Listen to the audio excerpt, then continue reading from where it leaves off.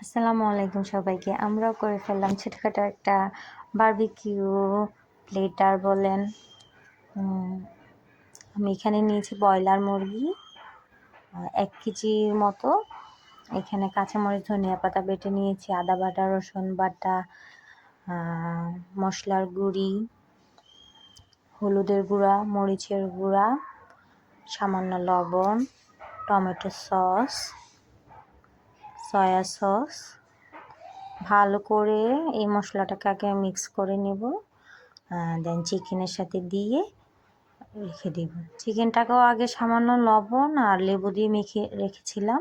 এবং সব মশলাগুলো ভালো করে বেশি সময় নিয়ে মাখবো আমি, যাতে মশলাগুলো ভিতরে যায়। সসটা একটু কম মনে হয়েছিল, সেজন্য আবার সস দিলাম। যে দেখেন আমার চিকেনগুলো সবুজ লাগার কারণ হচ্ছে আমি কাঁচামরিচ আর ধনিয়া পাতা এখানে মেখে দিয়েছিলাম। আমি 5-6 ঘন্টার জন্য রেখে দিয়েছিলাম। সকালে রেখেছি, সন্ধ্যায় আপনার ভাজছি। প্যানে তেল দিয়ে গরম করে সবগুলো চিকেন আমি একসাথে দিয়ে দেব। আঁচটা কমিয়ে ঢাকনা দিয়ে রেখে দেব। অল্প আছে আমি সবগুলো চিকেন অল্প একটু করে ভেজে নেব, যাতে ভিতরে খুব সফট থাকে, খুব একটা হার্ড না হয়ে যায়।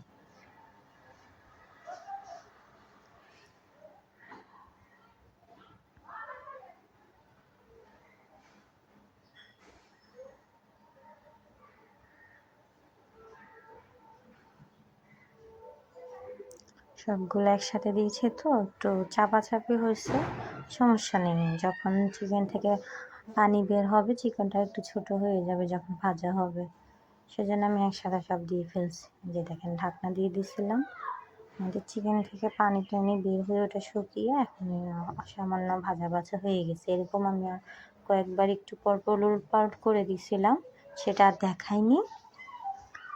এই যে এই পাশে আমি পরোটা ভাজবো গ্রিলের সাথে খাওয়ার জন্য।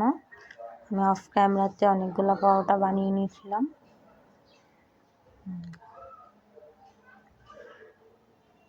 একটু পরপর ঢাকনা তুলে আমি ভেজে নিয়েছি। এই যে আমার চিকেন ভাজা শেষ, এটা আমার ফাইনাল লুক। আমি একটু চিকেনের মধ্যে চাট মশলা দিয়েছিলাম।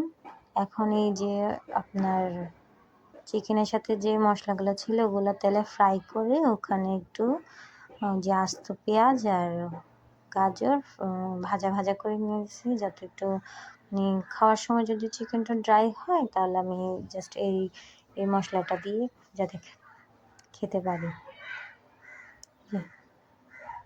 তেলটা উপরে আসা পর্যন্ত আমি ভালো করে একটু সটে করে নেব। সটে হয়ে গেলে আমি একটা বাটিতে আলাদা করে এই মশলাটা তুলে নেব, ঝোলও বলা যায়। ভালো করে ভেজে নিচ্ছি, ভুনা হওয়া পর্যন্ত ভাজতে থাকবো আমি জিনিসটাকে।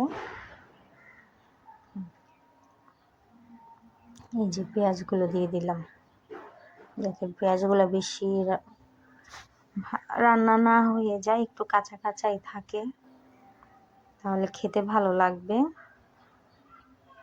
এই যে দেখেন আমার পানিটা অনেকটাই শুকিয়ে আসছে, এগুলা আপনার শুকনো হয়ে যাচ্ছে। একটু পরেই নামিয়ে নিব, একটু ভাজা হয়ে গেলে নামিয়ে নিব।